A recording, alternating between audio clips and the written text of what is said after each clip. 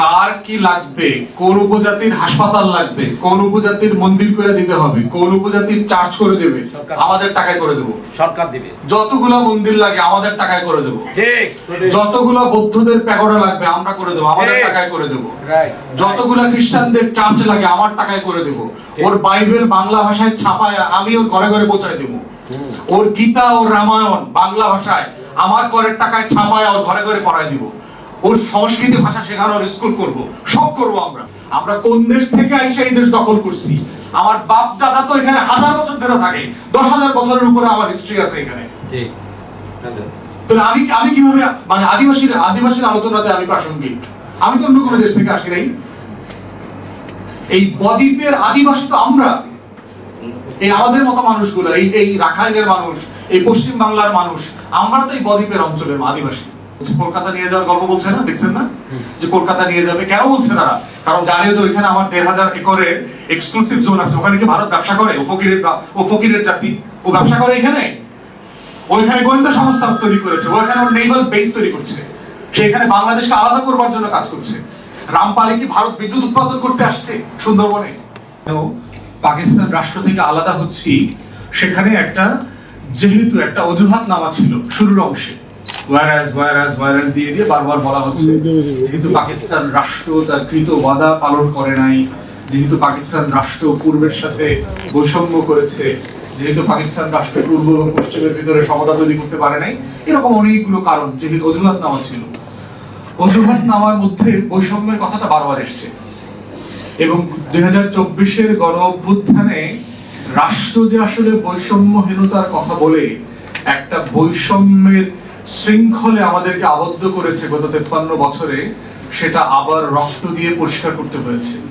এত বৈষম্যের ধুলাবালি জমে গেছে রাজনীতি এবং রাষ্ট্রের জাতির পরতে পরতে, ইটের পাথরের মধ্যে। সেই বৈষম্যগুলো রক্ত দিয়ে পরিষ্কার করতে হয়েছে। এটা অন্য কোনো জিনিস নাই পৃথিবীর ইতিহাসে।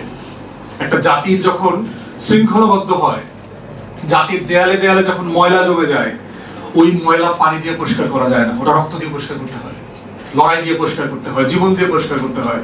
এবং 24-এ আমাদের 1700 শহীদ সেটা জীবন দিয়ে আবার পরিষ্কার করেছে, বলে দিয়েছে, সবাইকে মনে করে দিয়েছে যে তোমরা আসলে কেমন রাষ্ট্র চেয়েছিলে সেটা তোমরা আসলে ভুলে গেছো।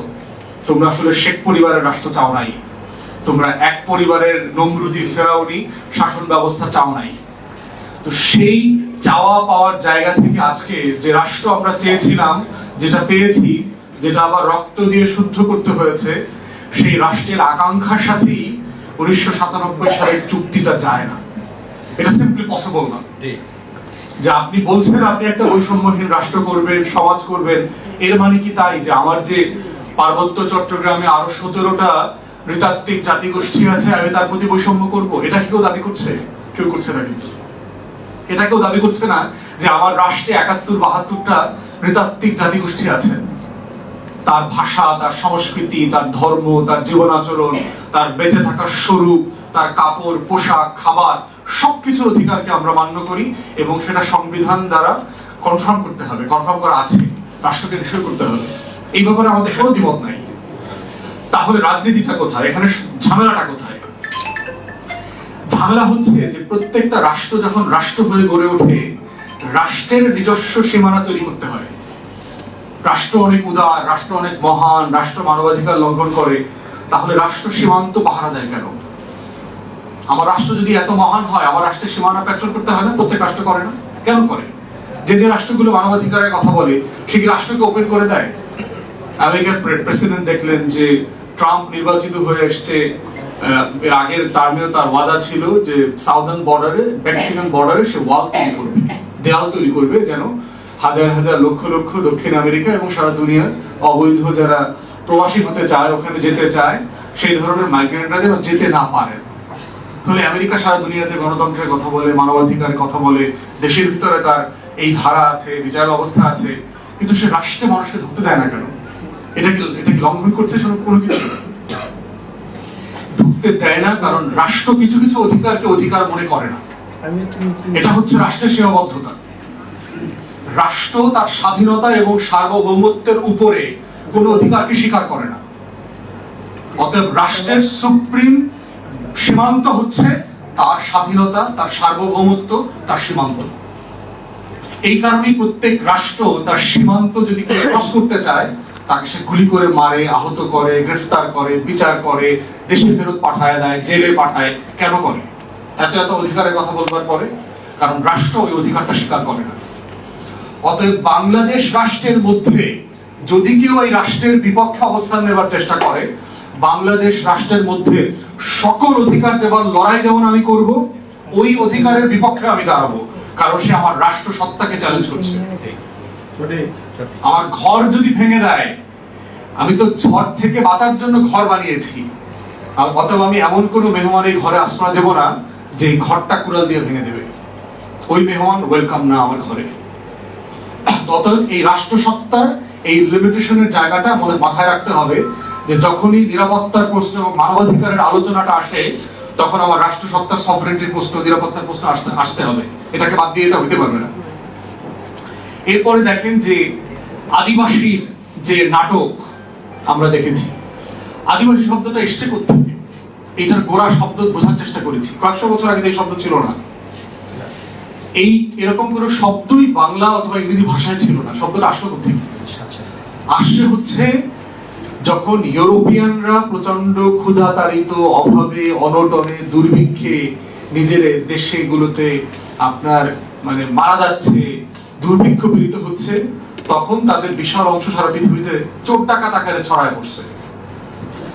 না হইলে আপনার এই ইউরোপ থেকে গিয়ে হাজার হাজার মাইল পাড়ি দিয়ে কেউ আমেরিকা দখল করতে যায়, ওখানে গিয়ে চাষবাস করে, জানা নাই, শোনা নাই, পরিবেশ নাই, ভাষা নাই, আমি কেন ওখানে যাব? এবং শুধু চাষবাস করতে যায় নাই, সে যেতে যেতে একসময় দেশগুলো দখল করে ফেলছে। কি বিশাল সাইজের দেশ চিন্তা করেন, তাকে কত বুদ্ধিমত্তা করে এটা দখল করতে হয়েছে। শুধু এই পাশ না, দক্ষিণ আমেরিকা পুরোটা দখল করেছে স্প্যানিশরা, পর্তুগিজরা গেছে ওখানে। পর্তুগিজরা গিয়ে পুরো সাউথ আমেরিকা দখল করে ফেলেছে ব্রাজিল ছাড়া। স্প্যানিশরা পর্তুগিজরা দখল করছে হলো ব্রাজিল। এবং দেখেন আজকের দক্ষিণ আমেরিকার নেতাদের দিকে যদি তাকান, রাজনৈতিক দলের নেতাদেরকে দেখবেন, প্রেসিডেন্ট, প্রাইম মিনিস্টার এগুলো সব সাদা। আপনি ব্রাজিলই দেখবেন, দুই পক্ষে প্রেসিডেন্ট, প্রাইম মিনিস্টাররা দেখবেন সব সাদা, শ্বেতাঙ্গ। অথচ ওখানকার অধিকাংশ মানুষ হচ্ছে কালো, অথবা আমাদের মতো দেখতে পাহাড়ি জনগোষ্ঠী এবং কৃষ্ণাঙ্গ। অধিকাংশ লোক হচ্ছে কৃষ্ণাঙ্গ। তাহলে তারা ক্ষমতায় নাই কেন? তাহলে এই যে পুরো রাষ্ট্র তারা দখল করে নিল, এবং ইউরোপিয়ানরা করেছে। ব্রিটেনে এক সময় যারা খুবই বড় আকারের ক্রিমিনাল ছিল, এদেরকে তারা নির্বাসনে পাঠাতে হচ্ছে অস্ট্রেলিয়াতে, নিউজিল্যান্ডে। এবং এই চোর বাটপাররা ওখানে জমা হইতে হইতে হইতে হইতে এত বড় হয়েছে, কলোনি হয়ে গেছে, নিজের পরে রাষ্ট্র বানায় ফেলছে, এলাকার মানুষকে মেরে ধরে। তাহলে ইন্ডিজিনাসের প্রশ্ন কেন আসছে? আসছে কারণ হচ্ছে আমি কোনোদিনই ওই এলাকায় ছিলাম না। আমার গায়ের রং, আমার ভাষা, আমার কানেকশন, আমার খাদ্য, আমার চলাফেরা, কোনো কিছুর সাথে ওই অঞ্চলের কোনো মিল ছিল না। যেহেতু ইউরোপিয়ানরা গিয়ে আমেরিকাতে রেড ইন্ডিয়ানদেরকে লক্ষ লক্ষ কোটি কোটি রেড ইন্ডিয়ানদেরকে হত্যা করে ফেলেছে শত শত বছর ধরে, এই বেঁচে থাকা রেড ইন্ডিয়ানরা এই তর্কটা তুলেছে যে আসলে এই অঞ্চলের মালিক তো আমি। কলম্বাস ডে পালন করা হয় বিভিন্ন দেশে, আমেরিকাতে, অস্ট্রেলিয়াতে, বিভিন্ন দেশে। কেন পালন করা হয়? সাদা মানুষরা প্রথম এই দেশে আসছে। অস্ট্রেলিয়াতে, নিউজিল্যান্ডে আছে, কেন পালন করে তারা? এবং আমেরিকাতে যে কলম্বাস ডে পালন করে, আমেরিকানরা সাদারা কেন পালন করে? কারণ সে কলম্বাসকে দেখে যে আমাদের এই সাদা ইউরোপিয়ানদের দেশ দখলের নায়ক তিনি। লর্ড ক্লাইভের যেভাবে আমরা বাটপার আকারে দেখি, ব্রিটিশরা তাকে তো খুব নায়ক মনে করে। এই লর্ড ক্লাইভ একটা মানুষ গিয়ে কয়েকশো সোলজার নিয়ে একটা সাবকন্টিনেন্ট দখল করে ফেলছে। তাহলে কলম্বাস ডে কিন্তু ওখানকার রেড ইন্ডিয়ান যারা আদিবাসী আছেন তারা পালন করেন না। তারা এটাকে পালন করেন কালো দিবস হিসেবে, ব্ল্যাক ডে হিসেবে পালন করেন। কেন করেন? কারণ সে মনে করে ওরা অন্য জায়গা থেকে আসছে, ওরা এই কন্টিনেন্টেই ছিল না। ওরা হচ্ছে এই জাতিটা দখল করছে, এই এলাকাটা অস্ট্রেলিয়া দখল করেছে। কিভাবে দখল করেছে? ওখানকার অ্যাবরিজিনদেরকে হত্যা করে, লাখে লাখে কোটিতে করে নিশ্চিহ্ন করে দিয়েছে। এবং দেখবেন সেই মানুষগুলো এখন আপনার প্যাসিফিকের বিভিন্ন আইল্যান্ডে থাকে। ওদের চেহারা দেখলে বুঝবেন ওরা এখানকার নেটিভ। অস্ট্রেলিয়ার ফিগার চেহারা আর কি দেখবেন, খুবই নাকটা, গাল টাল, বোচা টোচা, কালো কৃষ্ণাঙ্গ টাইপের চেহারা। নিউজিল্যান্ডে মাওরি জনগোষ্ঠীকে নাই করে দিয়েছে এই সাদারা ওখানে গিয়ে। ওখানকার যারা আদিবাসী ছিল লক্ষ লক্ষ কোটিতে কোটিতে একদম নির্বিচারে নাই করে দিয়েছে, নাই করে দিয়ে তারা সাদা মানুষের রাষ্ট্র তৈরি করেছে। এই কনটেক্সটে আলোচনা হয়েছে কে আদিবাসী আর কে ওই এলাকার বাসিন্দা। আমরা বাঙালিরা কোন দেশ থেকে এসে দেশ দখল করছি? এনজিও ওয়ালা, মানবাধিকার কর্মী, ব্যবসায়ী, হিল ট্র্যাক্স নিয়ে যারা টাকা পয়সা কামান, বিদেশে যান, দয়া করে প্রশ্নের উত্তর দিবেন। আমরা কোন দেশ থেকে এসে এই দেশ দখল করছি? আমার বাপ দাদা তো এখানে 1000 বছর ধরে থাকে, 10,000 বছরের উপরে আমার হিস্ট্রি আছে এখানে। তাহলে আমি কিভাবে মানে আদিবাসীর আলোচনাতে আমি প্রাসঙ্গিক? আমি তো অন্য কোনো দেশ থেকে আসি নাই। এই বদ্বীপের আদিবাসী তো আমরা, এই আমাদের মতো মানুষগুলো, এই রাখাইনের মানুষ, এই পশ্চিম বাংলার মানুষ, আমরা তো এই বদ্বীপের অঞ্চলের আদিবাসী। এরা যারা আসছে এরা তো 250 বছর, 300 বছর, 400 বছর আগে আসছে, রেফিউজি। এদের তো কৃতজ্ঞ থাকার কথা যে আমরা রাষ্ট্র আকারে তাকে এখানে পার্মানেন্টলি থাকার সুযোগ দিচ্ছি। এটা বলছি না যে আপনি এখনো রেফিউজি, বাট আপনি তো রেফিউজি আকারে আসছেন এখানে, আপনি তো উদ্বাস্ত আকারে এই দেশে আসছেন, আপনি থাকবেন এখানে, অধিকার নিয়ে থাকেন, কোনো সমস্যা নাই। কিন্তু আপনি কিভাবে আদিবাসী হন? কি উদ্ভট একটা চিন্তা, মানে উদ্বাস্তুরা আদিবাসী হয়ে গেছে কারণ তারা জঙ্গলের ভিতরে থাকে, কারণ তারা পাহাড়ে থাকে। আরে পাহাড়ে তো দেশের অনেক অঞ্চলের মানুষ থাকে, পাহাড়ে থাকলে কি উদ্বাস্তু হয় নাকি? পাহাড়ে থাকলে কি আদিবাসী হয় নাকি? রোহিঙ্গারাও তো পাহাড় কেটে থাকতেছে এখন। অতএব মানে কি 200 বছর পর রোহিঙ্গারা দাবি করবে তারা হিল ট্র্যাক্সের ওই কক্সবাজারের প্রত্যেকটা পাহাড়ে পাহাড়ে তারা আদিবাসী, তারা এই অঞ্চলকে আলাদা করে দিতে হবে রোহিঙ্গাদেরকে? অতএব আদিবাসী এবং অরিজিনাল জনগোষ্ঠীর যে লড়াই এবং তর্কটা, এইটা বাংলাদেশ রাষ্ট্র সাপেক্ষে যায় না। বাংলাদেশে কোনো আদিবাসী নাই, থাকলে সেটা বাঙালিরা। অতএব এই তর্কটা আমাদেরকে খুব পরিষ্কার হতে হবে। এই তর্কের বাইরে যা আছে সব হলো বাটপারি আলাপ। এরপরে আপনি এই তর্ক সমাধান হবে, এখন আপনি অধিকার নিয়ে আলোচনা করেন যে এই 72টা জনগোষ্ঠী বাংলাদেশের, অথবা পাহাড়ের 17টা নৃতাত্ত্বিক জাতিগোষ্ঠী, ক্ষোভ, বঞ্চনা, চাওয়া না পাওয়ার কি আছে, রাষ্ট্র কি করতে পারে, সেটা নিয়ে আমরা আলোচনা করব। কিন্তু আগে আমার সীমান্তের আলোচনা সেটেল হতে হবে। দেশে কোনো আদিবাসী নাই, আমরা আদিবাসী। বাংলাদেশ রাষ্ট্র স্বাধীনতা সার্বভৌমত্বের উপরে কারো কোনো অধিকার স্বীকার করে না। অতএব 2007 ইয়ে দেখেন, আপনার এই যে indigenous community, protection of the indigenous কমিউনিটির ব্যাপারে একটা কনভেনশন হয়েছে জাতিসংঘে, 4টা দেশ সাইন করে নাই, অপোজ করেছে জাতিসংঘের সভায়। কারা কারা জানেন? যে আদিবাসীদেরকে স্বীকার করে নেয়া জাতিসংঘের যে কনভেনশন, 4টা দেশ এটা অপোজ করেছে। তার ভিতরে আমেরিকা 1 নম্বর, ইংল্যান্ড, কানাডা, অস্ট্রেলিয়া, নিউজিল্যান্ড। যারা আমাদেরকে এসে বলে যে পার্বত্য চট্টগ্রামের লোকদেরকে আদিবাসী হিসেবে স্বীকৃতি দিতে হবে, তাহলে ওরা কেন স্বীকার করতেছে না? কারণ ওরা জানে ওর রাষ্ট্রটা হলো চুরি করা রাষ্ট্র, ওর রাষ্ট্রটা হলো দখল করা রাষ্ট্র, ওর রাষ্ট্রটা হলো ইউরোপ থেকে গিয়ে বিভিন্ন দেশ থেকে কোটি কোটি আদিবাসী জনগোষ্ঠীকে হত্যা করে সে দেশ দখল করেছে, দেশ বানিয়েছে। এই জন্য সে সাইন করে নাই, এখনো করে নাই। তাহলে তারা আমার দেশে এসে এখানকার আদিবাসী জনগোষ্ঠীকে, এরা এখানকার ভূমিপুত্রকে বলছে যে তোমরা ওদেরকে আদিবাসী হিসাবে স্বীকৃতি দাও। কত বড় অসভ্য প্রস্তাবনা! এবং এইটা আবার আমাদের বাটপার বুদ্ধিজীবী নাগরিক সমাজ আমাদেরকে খাওয়ায়, আমাদের তথাকথিত লো গ্রেডেড কনস্টিটিউশনাল এক্সপার্ট আছে যেগুলো আমাদের খাওয়ায়, যারা 72 সালের মধ্যে একটা বাটপারি সংবিধান জাতির উপরে চাপাই দিচ্ছে, তারা আমগুলো আদিবাসী আর সেটলার শিখাই দিচ্ছে। ঠিক, সঠিক, সঠিক।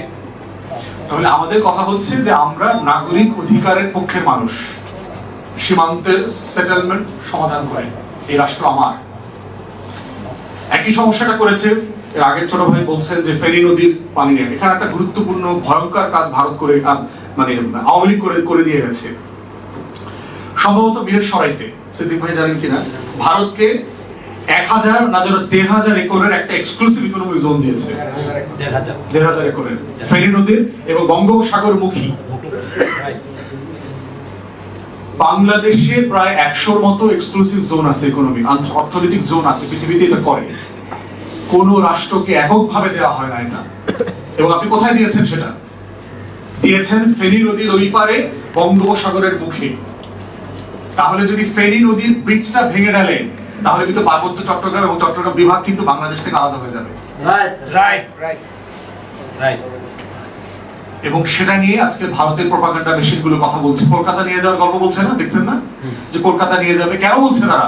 কারণ জানে যে ওইখানে আমার ১,৫০০ একরের এক্সক্লুসিভ জোন আছে, ওখানে কি ভারত ব্যবসা করে? ও ফকিরের জাতি, ও ব্যবসা করে এখানে?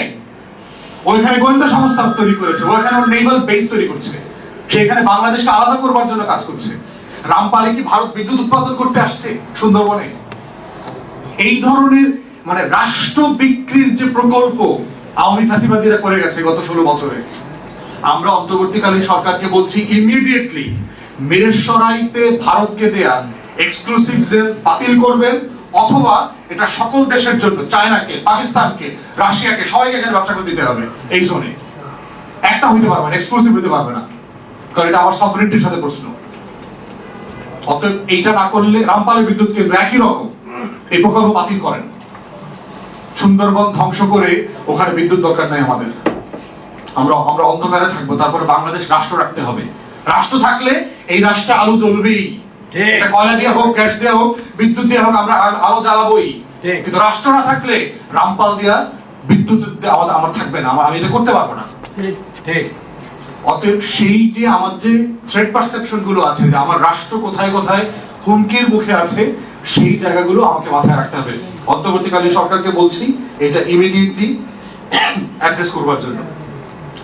পার্বত্য চট্টগ্রামের ব্যাপারে আমাদের এখন করণীয় কি? করণীয় একটা জায়গা হচ্ছে, এর আগে আমরা প্রস্তাব করেছি একটা ন্যায় কমিশন করেন। চুক্তিটা হাইকোর্ট বাতিল করে দিয়েছে, অথবা আংশিক ধারা যেগুলো অসাংবিধানিক সেগুলো আপনারা ইমিডিয়েটলি বাতিল করেন, বাতিল করে দিয়ে একটা ন্যায় কমিশন করেন, একটা ট্রুথ এন্ড রিকনসিলিয়েশন একটা কমিশন করেন। এই কমিশনটা পার্বত্য চট্টগ্রামে বসবাসকারী বাঙালি থেকে শুরু করে আরো যে ১৭টা জাতিগোষ্ঠী আছে সবার বক্তব্য শুনবে, এবং এটা পাবলিকলি শুনতে হবে। সকল জনগোষ্ঠীর দুঃখ কষ্ট আমরা অ্যাড্রেস করতে চাই রাষ্ট্র আকারে। বাঙালি জনগোষ্ঠীর কি দুঃখ কষ্ট আছে, চাকমাদের কি আছে, মারমাদের কি আছে, খাসিয়াদের কি আছে, মরমদের কি আছে, তঞ্চঙ্গাদের কি আছে, সবার দুঃখ কষ্ট আমরা শুনতে চাই। কুকিজিনদের কি কষ্ট আছে, তাদের ডেপ্রাভেশন কি আছে, বঞ্চনা কি আছে, রাষ্ট্র কিভাবে এটাকে অ্যাড্রেস করতে পারে, এইটা এই ন্যায় কমিশনের মাধ্যমে আমরা দেখতে চাই। আমরা অন্তর্বর্তীকালীন সরকারকে বলছি সকল জাতিগোষ্ঠীকে নিয়ে আপনারা এই কমিশন করেন, এবং পার্বত্য চট্টগ্রামের যে এই দেশ বিরোধী চুক্তি হয়েছে এটার দেশ বিরোধী অংশগুলো বাতিল করেন। বাতিল করে এই কমিশনের মধ্য দিয়ে এর পরবর্তী পদক্ষেপ আমরা কি নেব সবাই মিলে এই রাষ্ট্রকে বাঁচিয়ে রাখবার জন্য, সেটা আমাদেরকে নিতে হবে। এরপরে দেখেন হচ্ছে যে প্রচুর মিশনারি কাজ আছে পার্বত্য চট্টগ্রামে, বিদেশি এনজিও কাজ করে। কয় টাকার কাজ করে ওরা সারা বছর? কয়েক হাজার কোটি টাকা, ১০,০০০ কোটি টাকা, ২০,০০০ কোটি টাকা। যেই রাষ্ট্র $১৬ বিলিয়ন প্রতি বছর শুধু লুটপাটের জন্য আলাদা করে রাখতে পারে, সেই রাষ্ট্র কয়েক বিলিয়ন ডলার পার্বত্য চট্টগ্রামে খরচ করতে পারবে না? পার্বত্য চট্টগ্রামের সকল এনজিও মিশনারি ওয়ার্ক সাসপেন্ড করে দেন। কার কি লাগবে, কোন উপজাতির হাসপাতাল লাগবে, কোন উপজাতির মন্দির করে দিতে হবে, কোন উপজাতির চার্চ করে দেবে, আমাদের টাকায় করে দেবো। সরকার দিবে। যতগুলো মন্দির লাগে আমাদের টাকায় করে দেবো। যতগুলো বৌদ্ধদের প্যাগোডা লাগবে আমরা করে দেবো, আমাদের টাকায় করে দেবো। যতগুলো খ্রিস্টানদের চার্চ লাগে আমার টাকায় করে দেবো। ওর বাইবেল বাংলা ভাষায় ছাপায় আমি ওর ঘরে ঘরে পৌঁছায় দেবো। ওর গীতা, ওর রামায়ণ বাংলা ভাষায় আমার করের টাকায় ছাপায় ওর ঘরে ঘরে পড়ায় দিব। ওর সংস্কৃতি ভাষা শেখানোর স্কুল করব, সব করব আমরা, কিন্তু সেটা আমার টাকা দিতে হবে। যারা এত পরিমাণ লুটপাটের টাকা ব্যাংকে রাখতে পারে, স্পেয়ার টাকা আছে, তুমি বুঝে দেখেন আমার কি পরিমাণ টাকা আছে। ওই ফকির মিসকিনে কয়েকশো মিলিয়ন ডলার আমার বিদেশি থেকে দরকার নাই, দিলেও সরকারের ফান্ড থাকবে ঢাকাতে, পার্বত্য চট্টগ্রাম ডেভেলপমেন্ট ফান্ড থাকবে, যাদের যাদের দয়া মায়া উপচা করে যেতেছে ওই ফান্ডে জমা দেন।